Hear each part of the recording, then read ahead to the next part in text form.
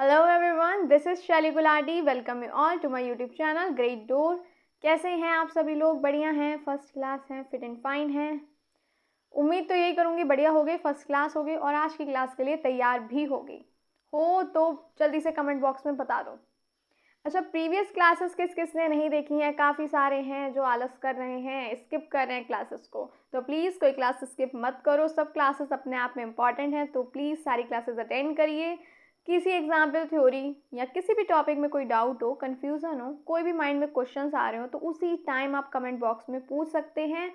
ज़रूरी नहीं है कि जो अभी क्लास चल रही है उसी के ही पूछे, प्रीवियस कोई भी क्लास हो, कोई भी क्लासेस, चाहे आप लोग सीटेट के स्टूडेंट्स हैं जैसे, उनको भी मैं यही कहूँगी, यही कहती हूँ इवन, और आपको भी यही कहूँगी कि अगर कोई डाउट है उसी टाइम कमेंट बॉक्स में आप पूछ सकते हैं। जल्द से जल्द सारे कन्फ्यूज़न दूर करने की कोशिश करूँगी। और प्लीज़ कोई क्लास स्किप हो गई हो तो अटेंड कर लीजिएगा, चैनल पे प्रॉपर प्लेलिस्ट बन गई है एल्डिग्रेड बायोलॉजी बाय शैली गुलाटी, तो आप प्लीज़ कोई भी क्लास स्किप है तो अटेंड कर लीजिएगा। अच्छा, कल की क्लास में हमने इकोसिस्टम के बारे में काफ़ी कुछ पढ़ा था, टाइप्स पढ़े थे इकोसिस्टम के, नेचुरल इकोसिस्टम, आर्टिफिशियल, जो मैन मेड भी हम उसे कह सकते हैं। ये सारी चीज़ों को हमने कल डिटेल में पढ़ा था। साथ ही साथ हमने कंपोनेंट्स के बारे में पढ़ा था, बायोटिक और अबायोटिक होते हैं, लिविंग और नॉन लिविंग, ये सब हम डिटेल में पढ़ चुके हैं। नेचुरल के बारे में पढ़ा था, नेचुरल इकोसिस्टम क्या है, एक्वेटिक इकोसिस्टम हो गया, आर्टिफिशियल इकोसिस्टम हो गया, energy flow, nutrient cycle, self sustaining, इसको आज हम डिटेल में खैर पढ़ने वाले हैं तो वो टेंशन ना लो। Mega ecosystem, macro ecosystem, micro ecosystem और नैनो इकोसिस्टम। लगता है हमें कि हमें सब क्लियर हो जाएगा नाम से ही सिर्फ, लेकिन पढ़ना भी ज़रूरी है, तो डिटेल में डिस्कशन हुआ था कल। नहीं देखिए क्लास, फिर कहूँगी अटेंड कर लेना। और काफ़ी मज़ेदार क्लास थी, काफ़ी इंटरेस्टिंग टॉपिक्स हैं ये। साथ ही साथ हमने पढ़ा था बायोटिक कंपोनेंट्स के बारे में, क्या है इसमें हमने प्रोड्यूसर्स, कंज्यूमर्स, फिर कंज्यूमर्स के भी टाइप्स होते हैं जैसे कि मैक्रो कंज्यूमर्स हो गए, माइक्रो कंज्यूमर्स हो गए, इनको हमने डिटेल में पढ़ा था। और डिकम्पोजर्स के बारे में भी हमने पढ़ा था, मिनरल साइकिल, रोल पढ़ा था डिकम्पोजर का क्या है मिनरल साइकिल में। ये सारी चीज़ें हम ऑलरेडी कल की क्लास में पढ़ चुके हैं, तो प्लीज़ नहीं देखिए क्लास तो आपको अटेंड करनी है क्योंकि सब क्लासेस इंपॉर्टेंट हैं। आज हम पढ़ने वाले हैं ऑस्मोट्रॉफ्स के बारे में। चलो जल्दी से देख लेते हैं क्या है ये osmotrophs. Osmotrophs are organism that obtain nutrients by absorbing dissolved organic substances through their cell membrane by the process of osmosis or diffusion. They do not ingest solid food like animals do. Solid food जैसे animal होते हैं ना, ले लेते हैं solid ठोस खाना, ये वैसे जानवरों की तरह नहीं खाते, ठोस भोजन नहीं लेते हैं ये। मैं ले लेती हूँ पेन और आप भी ले लो पेन और नोट्स साथ साथ बनाते चलो ताकि एग्ज़ाम टाइम में आप लोग को दिक्कत ना हो। चलिए, ऑस्मोट्रॉफ्स वो जीव होते हैं जो न्यूट्रिएंट्स ऑब्टेन करते हैं एब्जॉर्ब करके dissolved organic substance cell membrane के थ्रू। किस प्रोसेस के ज़रिए? तो वो प्रक्रिया होगी ऑस्मोसिस या डिफ्यूज़न। ये बाकी जानवरों की तरह ठोस जो भोजन होता है वो नहीं लेते हैं, बल्कि रिलीज़ करते हैं ये एंजाइम। ये बाहर एंजाइम छोड़ते हैं, मैं यहाँ लिख देती हूँ, और फिर सरल पदार्थ जो हैं उन्हें अवशोषित कर लेते हैं, एब्जॉर्ब कर लेते हैं। यहाँ पे लिख देती हूँ, ये बाहर एंजाइम जो होंगे, एंजाइम रिलीज करेंगे, रिलीज करते हैं, और फिर ये हम कह सकते हैं ये एंजाइम छोड़ते हैं, और फिर सरल पदार्थ, सब्सटेंसेस जो होंगे, पदार्थों को अवशोषित कर लेते हैं, एब्जॉर्ब कर लेते हैं, अवशोषित कर लेते हैं। क्लियर हो गया? कौन से हैं ये ऑर्गेनिज्म? ऑस्मोट्रॉफ्स वो जीव हैं जो न्यूट्रिएंट्स जो है उसे ऑब्टेन करते हैं, एब्जॉर्ब करके dissolve organic substance cell membrane के थ्रू, अपनी सेल मेम्ब्रेन के थ्रू। किस प्रोसेस के ज़रिए? तो वो होगा ऑस्मोसिस और डिफ्यूज़न। ये बाकी जानवरों की तरह ठोस भोजन नहीं लेते हैं, ये बाहर एंजाइम रिलीज करते हैं और फिर सरल जो पदार्थ होंगे उन्हें अवशोषित कर लेते हैं, एब्जॉर्ब करते हैं। क्लियर हो गया यहाँ तक? आगे बढ़े, देखें नेक्स्ट क्या है। चलो और देखते हैं। हाउ डू दे फीड, कैसे फीड करते हैं ये? Osmotroph secrete enzyme on dead organic material. सबसे पहले जो ये ऑस्मोट्रॉफ्स होंगे ये एंजाइम सीक्रेट करेंगे ये डेड ऑर्गेनिक मटेरियल पे, अपने चारों ओर जो सड़े गले पत्ते होंगे। देखते हैं, यहाँ पे काम करती हूँ मैं, मेंशन कर देती हूँ क्या करेंगे। अपने चारों ओर के जो सड़े गले पदार्थ हो गए, यहाँ लिख देती हूँ सड़े गले पदार्थ, सड़े गले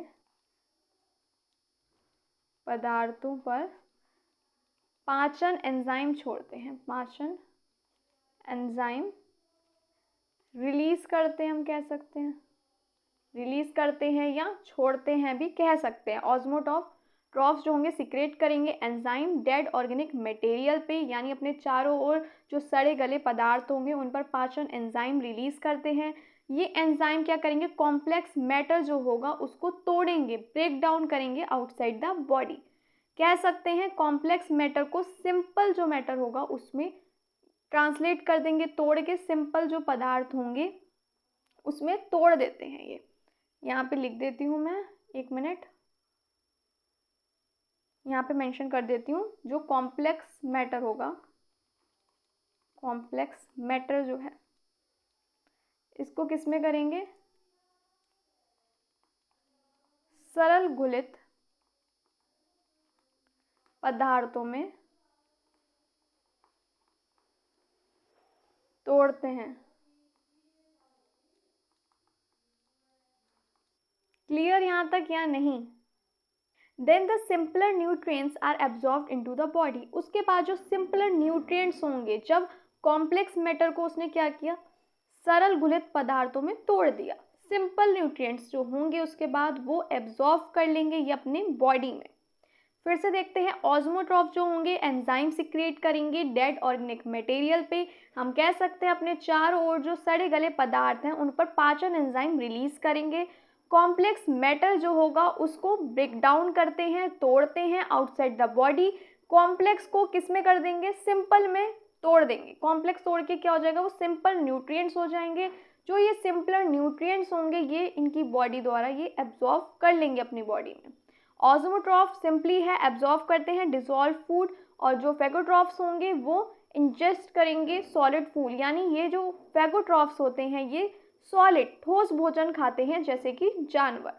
ऑस्मोट्रॉफ्स कौन से होंगे, ऑस्मोट्रॉफ्स आपके होंगे वो जीव जो ऑब्टेन करेंगे न्यूट्रिएंट्स। कैसे करेंगे ऑब्टेन न्यूट्रिएंट्स को, एब्जॉर्ब करके dissolved organic substance through their cell membrane, अपने सेल मेम्ब्रेन के थ्रू। किस प्रोसेस के दौरान, ऑस्मोसिस या डिफ्यूजन। ये ठोस जो भोजन है वो नहीं लेते हैं जैसे कि बाकी जानवर लेते हैं। यहाँ तक क्लियर हो गया या नहीं हुआ? क्लियर। ये क्या करते हैं, एंजाइम रिलीज करते हैं आउटसाइड द बॉडी, मतलब ये कह सकते हैं सॉरी डेड ऑर्गेनिक मटेरियल पे ये एंजाइम ब्रेक डाउन करेंगे, तोड़ेंगे कॉम्प्लेक्स मैटर को आउटसाइड द बॉडी। फिर ये जो सिंपलर न्यूट्रिएंट्स होंगे ये एब्जॉर्ब किए जाएंगे। कैसे करेंगे, अपनी बॉडी में एब्जॉर्ब कर लेते हैं ऑस्मोट्रॉफ्स। हम कह सकते हैं ये बाहर से एंजाइम छोड़ते हैं, ये बाहर से एंजाइम छोड़ते हैं और उसके बाद जो सिंपलर न्यूट्रिएंट्स होते हैं उसे एब्जॉर्ब कर लेते हैं इनकी बॉडी, एब्जॉर्ब कर लेते हैं, अवशोषित कर लेते हैं सरल पदार्थों को। एग्जाम्पल्स हो गए जैसे कि फंजाई, इसके एग्जाम्पल हो गए ब्रेड मोल्ड, मशरूम, बैक्टीरिया के हो गए सेप्रोफाइटिक बैक्टीरिया, प्रोटिस्ट, स्लाइमोल्ड्स, और हो गए आपका ये यीस्ट।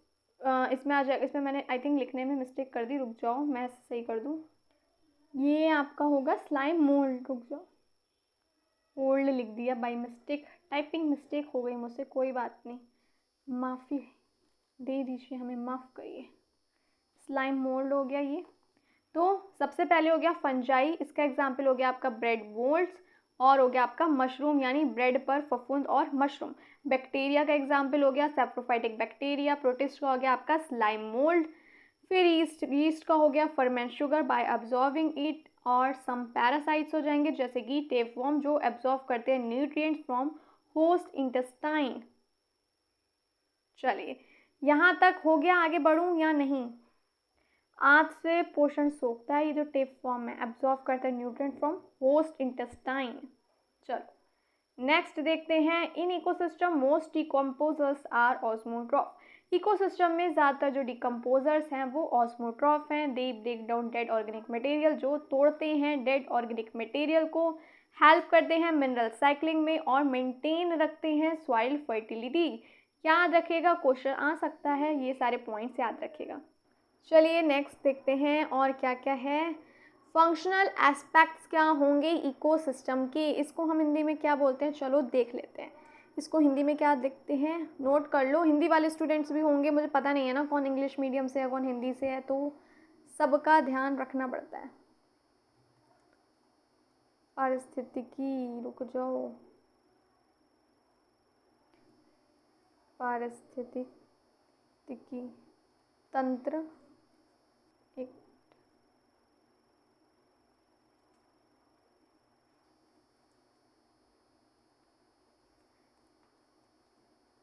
तंत्र के क्रियात्मक पहलू कह सकते हैं हम इसे, क्रियात्मक पहलू, यानी फंक्शनल एस्पेक्ट्स क्या होंगे इकोसिस्टम के, इसे हम हिंदी में बोलेंगे पारिस्थितिकी तंत्र के क्रियात्मक पहलू। Ecosystem not only includes living और non living components but also focus on how they interact and function together, these are called functional aspect. देखो इकोसिस्टम में सिर्फ यही इंक्लूड नहीं है कि बस लिविंग और नॉन लिविंग, यानी बायोटिक अबायोटिक जो हम पढ़ चुके हैं ऑलरेडी क्या होते हैं, सिर्फ बायोटिक और अबायोटिक कंपोनेंट्स इंक्लूड नहीं है बल्कि ऑल्सो फोकस करते हैं ये कैसे ये लोग इंटरेक्ट करते हैं और एक साथ फंक्शन करते हैं, इसी को हम बोलते हैं फंक्शनल एस्पेक्ट। इसको अभी हम पढ़ने वाले हैं तो टेंशन नहीं लेना, कैसे ये इंटरेक्ट करते हैं साथ में फंक्शन करते हैं, उसी को हम बोलते हैं functional aspects of ecosystem. Main functional aspects होंगे energy flow, nutrient cycle, productivity और डिकम्पोजिशन। इसको हम वन बाय वन जब समझेंगे तो आपको सब क्लियर हो जाएगा। सबसे पहले आ जाएगा एनर्जी फ्लो। एनर्जी फ्लो देखते हैं, इसे हम क्या कहते हैं, यहाँ लिख देती हूँ, ऊर्जा प्रवाह। एनर्जी फ्लो, एनर्जी को हम हिंदी में बोलते हैं ऊर्जा प्रवाह। क्या है ऊर्जा प्रवाह? Energy flow is the transfer of energy from one organism to another through the food chain. देखो एनर्जी फ्लो, ऊर्जा प्रवाह क्या है, ट्रांसफर है एनर्जी का, ऊर्जा का एक ऑर्गेनिज्म से यानी एक जीव से दूसरे जीव में, किसके थ्रू, फूड चेन के थ्रू। आगे हम फूड चेन फूड वेब सब पढ़ेंगे तो टेंशन ना लो कि अभी नहीं बताया। सन जो होगा वो अल्टीमेट सोर्स है एनर्जी का, सूर्य जो होगा यहाँ लिख देती हूँ, ऊर्जा का अंतिम स्रोत कह सकते हैं हम, अल्टीमेट सोर्स है ये एनर्जी का। प्लांट्स जो होंगे, प्रोड्यूसर जो होंगे वो एब्जॉर्व करेंगे सोलर एनर्जी, कैसे करेंगे, फोटोसिंथेसिस जो प्रक्रिया है आप लोगों ने पढ़ी है या नहीं पढ़ी है, जल्दी बताओ, रुको लिख देती हूँ, एब्जॉर्व कर लेते हैं ना फोटोसिंथेसिस द्वारा, यहाँ पे लिख देती हूँ। जो पौधे हैं, प्लांट्स हैं, ये क्या करेंगे, जो सनलाइट है यानी सूरज की रोशनी को हिंदी में लिखूँ तो लिख सकते हैं हम प्रकाश संश्लेषण द्वारा अवशोषित करते हैं यानी एब्जॉर्ब करते हैं, अवशोषित करते हैं यानी एब्जॉर्ब करते हैं। सनलाइट फोटोसिंथेसिस तो आप लोग को पता ही होगा। This energy is pass on to herbivores, then carnivores, then top carnivores. ये एनर्जी क्या है, पास होती रहेगी एक जीव से दूसरे जीव में। सन जो होगा वो अल्टीमेट सोर्स है एनर्जी का, इसमें एनर्जी पहले जैसे हार्बीवोरस देन आगे ट्रांसफर होगी कार्निवोरस, जब हार्बीवोरस को खाएंगे फिर कार्निवोरस को टॉप कार्निवोरस खाएंगे, तो ये जो एनर्जी है ये पास होती रहेगी। ये जो है वन वे है, यूनिडायरेक्शनल है।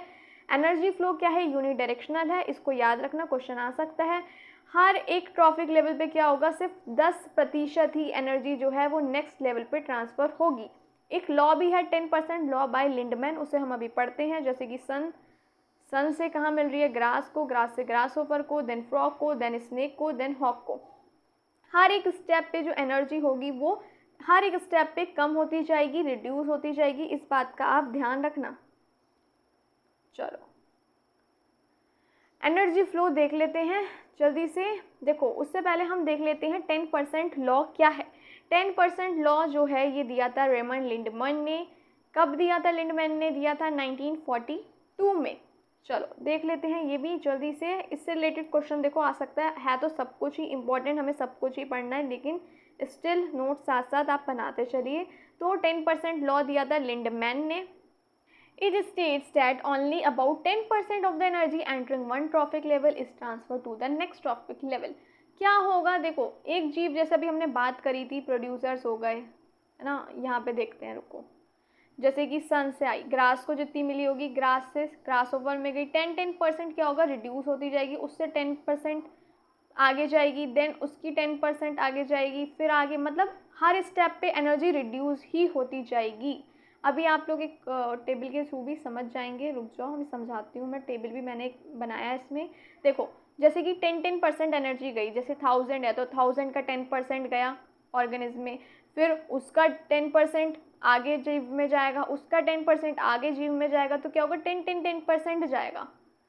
क्लियर यहाँ पे या नहीं? तो क्या होगा? हर स्टेप पे जो एनर्जी है, ऊर्जा है, वो डिक्रीज होती जाएगी, रिड्यूस होती जाएगी। जो बची हुई 90% एनर्जी है वो हीट में, रेस्पिरेशन, मूवमेंट और हम कह सकते हैं जो वेस्ट है उसके रूप में नष्ट हो जाती है, लॉस्ट हो जाती है। बाकी की जो 90% एनर्जी हो गई, गर्मी हो गई, हीट हो गई, रेस्पिरेशन हो गया, मूवमेंट हो गया, वेस्ट हो गया, इन सब में क्या होगी? रिड्यूस हो जाएगी। बची हुई हम कह सकते हैं जो 90% एनर्जी है वो नष्ट हो जाती है। देखो ये रहा टेबल, कैसे वर्क करता है। जैसे कि ट्रॉपिक लेवल हो गया, प्रोड्यूसर, प्लांट्स हो गए, इन पे भाई सनलाइट आ रही है पूरी, ठीक है, कितनी आ रही है? 1000 किलो कैलोरी आ रही है, एनर्जी कुछ यूज़ नहीं हो रही। चलो प्राइमरी कंज्यूमर्स हैं, उस पर 1000 का 10% आ गया यानी 100। अब बाकी जो 900 है वो नष्ट हो गई। फिर प्राइमरी कंज्यूमर को सेकेंडरी ने अगर खाया, सेकेंडरी तक कौन सी पहुंच रही है? 100 का 10% यानी 10 किलो कैलोरी पहुंच रही है, 10% पहुंच रही है, बाकी की 90 जो है वो नष्ट हो रही है। फिर जो टर्शरी कंज्यूमर होंगे उन पे 10 का 10% पहुंचेगा यानी सिर्फ 1 किलो कैलोरी पहुंचेगी, और बाकी की जो 9 होगी वो नष्ट हो जाएगी। यानी क्या होगा? हर लेवल पर 10% एनर्जी जो है वो ट्रांसफ़र होगी, बाकी की जो 90% होगी वो नष्ट हो जाएगी। हीट, रेस्पिरेशन, वेस्ट हो गया, इन सब में क्या होगा? नष्ट हो जाएगी। Energy flow in an ecosystem follows the law of thermodynamics, especially the first and second law। Energy flow जो है इकोसिस्टम में वो फॉलो करता है थर्मोडाइनमिक्स का लॉ, स्पेशली जो फर्स्ट लॉ ऑफ थर्मोडाइनमिक्स है और सेकंड लॉ ऑफ थर्मोडाइनमिक्स है। वन बाय वन हम देखते हैं। First law of thermodynamics, law of conservation of energy भी हम इसे कहते हैं। Energy can neither be created nor be destroyed, it can be transferred from one form to another.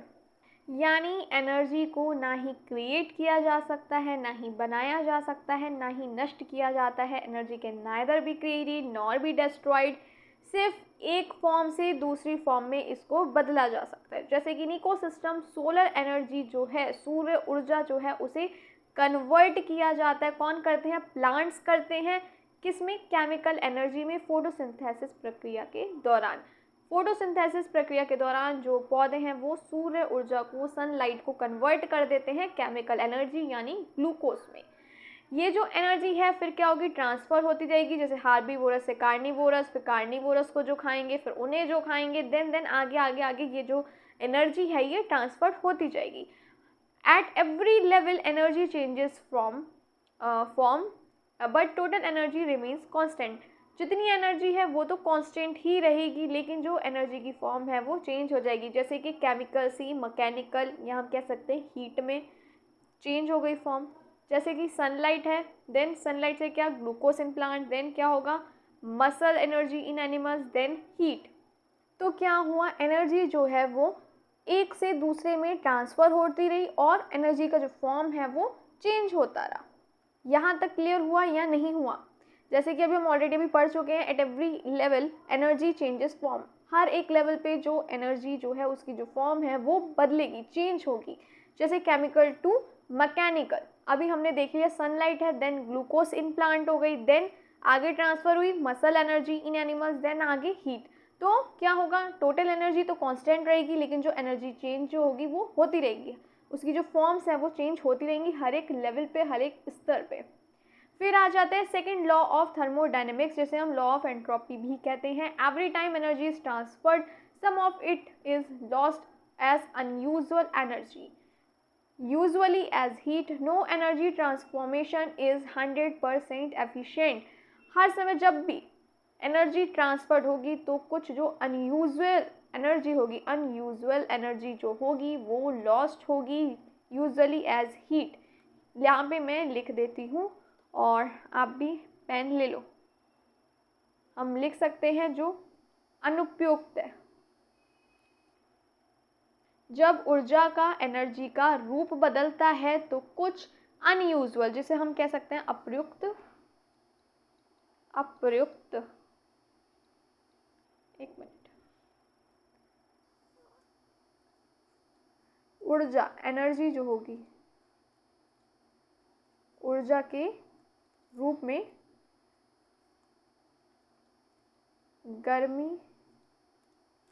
गर्मी बनकर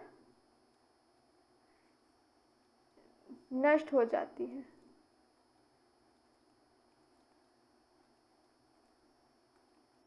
क्लियर या नहीं? एक और चीज, कोई भी ऊर्जा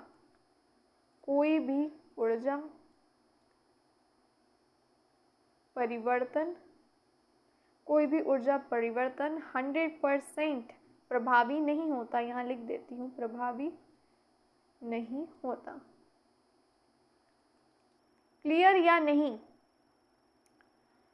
हर एक समय जब भी कह सकते हैं ऊर्जा का रूप बदल जाता है तो क्या होगा, कुछ जो एनर्जी होगी अनयूजुअल एनर्जी यानी अप्रयुक्त ऊर्जा जो होगी वो गर्मी के रूप में कह सकते हैं, ऊर्जा के रूप में गर्मी बनकर नष्ट हो जाती है। कोई भी ऊर्जा का जो परिवर्तन है वो 100% एफिशिएंट नहीं होता, प्रभावी नहीं होता। यहाँ तक कोई दिक्कत हो तो जल्दी बताइए। हर समय जब भी जो ऊर्जा है उसका रूप बदलेगा तो कुछ जो अप्रयुक्त ऊर्जा होगी, अनयूजुअल एनर्जी होगी, हम कह सकते हैं अप्रयुक्त ऊर्जा के रूप में गर्मी बनकर, हीट बनकर नष्ट हो जाती है, लॉस्ट हो जाती है। और कह सकते हैं हम कोई भी ऊर्जा, कोई भी एनर्जी जो है वो 100%, उसका जो परिवर्तन है ऊर्जा का वो 100% एफिशिएंट या हम कह सकते हैं प्रभावी नहीं होता। क्लियर? इकोसिस्टम में देख लेते हैं। When energy flows from one trophic to next level only 10% of its transfer. हमने एनर्जी फ्लो में भी देखा ही कि जब भी एनर्जी जो है एक लेवल से दूसरे लेवल में ट्रांसफ़र होती है तो सिर्फ 10% जो एनर्जी होगी वो ट्रांसफ़र होगी, बाकी की 90% जो एनर्जी होगी वो लॉस्ट हो जाएगी। चाहे हीट, गर्मी से, गर्मी के रूप में कह लो, मेटाबॉलिज्म हो गया, मूवमेंट हो गया, रेस्पिरेशन हो गया, वेस्ट हो गया, उसमें नष्ट हो जाती है। इसलिए हम कहते हैं एनर्जी फ्लो क्या है, एक यूनिडायरेक्शनल है और कैन नॉट बी रिसाइकिल्ड नहीं है। ये क्या है, यूनिडायरेक्शनल है। एग्जाम्पल हो गया जैसे कि प्लांट स्टोर करते हैं 1000 यूनिट ऑफ एनर्जी, हार्बीवोरस को मिलेगी 100, देन हार्बीवोर्स को कार्निवोर्स खा रहे हैं उन्हें मिल रही है 10 का 10% कितना हुआ 1, वो मिल रहा है टॉप प्रीडेटर्स को। तो ये हो गया 10% लॉ जो एक्सप्लेन किया था लिंडमैन ने, जो हम अभी देख चुके हैं 1942 में। फिर आ जाती है न्यूट्रिएंट साइकिल। न्यूट्रिएंट साइकिल देख लेते हैं हम जल्दी से, यहाँ पे लिख देती हूँ। न्यूट्रिएंट साइकिल को हम क्या बोलते हैं, पोषक चक्र। It refers to the continuous movement of the nutrients like carbon, nitrogen, phosphorus between living organism and the environment। देखिए न्यूट्रिएंट साइकिल, पोषक चक्रण क्या है, एक कंटिन्यूस मूवमेंट है। किसका, न्यूट्रिएंट्स का एक कंटिन्यूस मूवमेंट है। कार्बन, नाइट्रोजन, फॉस्फोरस ये क्या है, लगातार घूमते रहते हैं किसके बीच, लिविंग ऑर्गेनिज्म और पर्यावरण के बीच लगातार ये घूमते रहते हैं। यही है इनका घूमते रहना, न्यूट्रिएंट साइकिल। जैसे गैसेस साइकिल जिसमें आ जाएगा कार्बन साइकिल, नाइट्रोजन साइकिल जो इन्वॉल्व है किसमें, एटमॉस्फेयर में, यानी शामिल है ये वातावरण में। फिर सेडिमेंट्री साइकिल, फॉस्फोरस और सल्फर हो गया, यानी मृदा चट्टानों में पाए जाते हैं ये, इन्वॉल्व रॉक्स एंड सॉइल्स। आगे देखते हैं, एक मिनट, इम्पॉर्टेंस देख लेते हैं। ये मेंटेन करते हैं बैलेंस न्यूट्रिएंट्स का, किसमें, नेचर में। यानी पोषक तत्वों को जो बैलेंस है उसको मेंटेन रखते हैं, प्लांट ग्रोथ में मदद करते हैं, साथ ही साथ ऑर्गेनिज्म के सर्वाइवल में भी। जैसे कि प्लांट्स CO2 जो है लेते हैं, एनिमल्स प्लांट्स को खाते हैं, रिलीज करते हैं रेस्पिरेशन में के थ्रू CO2, और प्लांट्स उसे वापस रीयूज़ करते हैं। तो ये क्या है, एक साइकिल है जो चलती रहती है लिविंग ऑर्गेनिज्म और एनवायरनमेंट के बीच में। फिर आ जाता है प्रोडक्टिविटी। प्रोडक्टिविटी क्या है? It is the rate of production of energy और biomass in an ecosystem. Pen ले लेती हूँ और आप भी ले। प्रोडक्टिविटी इसको हम बोलेंगे उत्पादकता।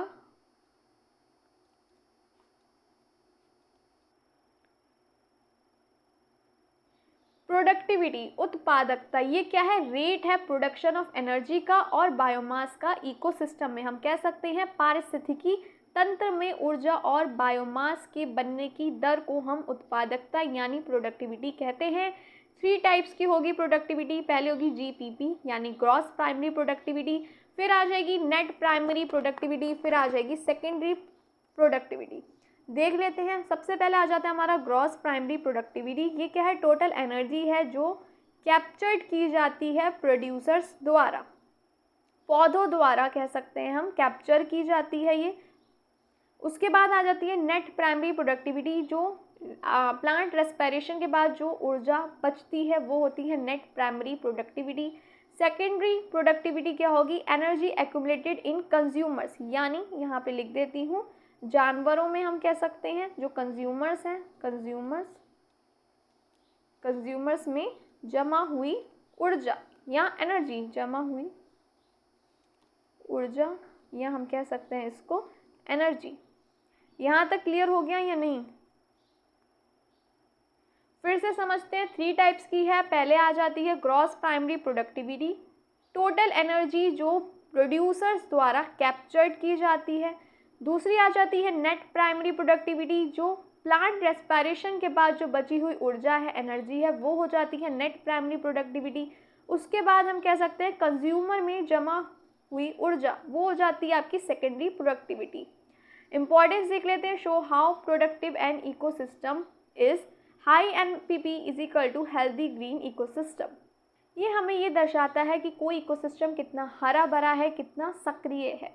जितना हेल्दी ग्रीन इकोसिस्टम होगा क्या होगा? उतना ही हाई NPP होगा। हम कह सकते हैं high NPP is equal to healthy green ecosystem, जैसे कि हो गया आपका ट्रॉपिकल फॉरेस्ट। फिर आ जाता है decomposition. Decomposition is the breakdown of dead plants and animals into simpler substances bye organism. Decomposition क्या है? ब्रेकडाउन है डेड प्लांट्स और एनिमल्स का सिंपलर सब्सटेंसेस में बाय माइक्रो ऑर्गेनिज्म, जैसे कि डिकम्पोजर्स हो जाते हैं आपके फंजाई और बैक्टीरिया। और इसके बारे में हम ऑलरेडी कल डिटेल में पढ़ चुके हैं। नहीं लिया क्लास तो प्लीज़ अटेंड कर लीजिएगा। डिकम्पोजर्स क्या होते हैं, कैसे सब होता है, सब हम डिटेल में पढ़ चुके हैं। तो कल की क्लास मिस हो गई हो तो प्लीज़ अटेंड कर लीजिएगा। चलिए देखो, अगर आप सिंपली लैंग्वेज में समझे तो डिकम्पोजिशन क्या है? ब्रेकडाउन है, हमने अभी समझ लिया किसका? मरे हुए पौधे और जानवरों का सिंपलर सब्सटेंस में। और कौन करता है ये? माइक्रो ऑर्गेनिज्म करते हैं, यानी सूक्ष्म जीव जो हैं उनका, वो क्या करते हैं? मरे हुए पौधे हो गए, जानवर हो गए, उनको सिंपल सब्सटेंस में तोड़ते हैं। माइक्रो ऑर्गेनिज्म जैसे आपके फंजाई हो गए, बैक्टीरिया हो गए, ये हो गए आपके डिकम्पोजर्स, जो मरे हुए पेड़ पौधे जो हैं, जानवर हैं, उन्हें सिंपलर सब्सटेंस में तोड़ते हैं। फफूंद और बैक्टीरिया हो गए, इस बात का ध्यान रखना। और इन्हीं को हम डिकम्पोजिशन कहते हैं। स्टेप्स देख लेते हैं। पहला आता है हमारा fragmentation, breaking off detritus into small pieces, यानी मृत जीवों जो है उन्हें छोटे छोटे टुकड़ों में तोड़ना। ये कौन करता है? अर्थवर्म और इंसेक्ट करते हैं, यानी कीड़े हो गए, केचुआ हो गया, उनके द्वारा होता है। उसके बाद सेकंड, ये बाई मिस्टेक मैंने कैटाबॉलिस में लिख दिया है, ये नहीं है, ये 3rd स्टेप है। मैं इसे कट कर रही हूँ, अभी आगे मैंने मेंशन कर ही रखा है इसको। 3rd स्टेप में आगे नोट कर देती हूँ। सेकंड आ जाएगा आपका लीचिंग स्टेप। इसमें क्या होगा? Water soluble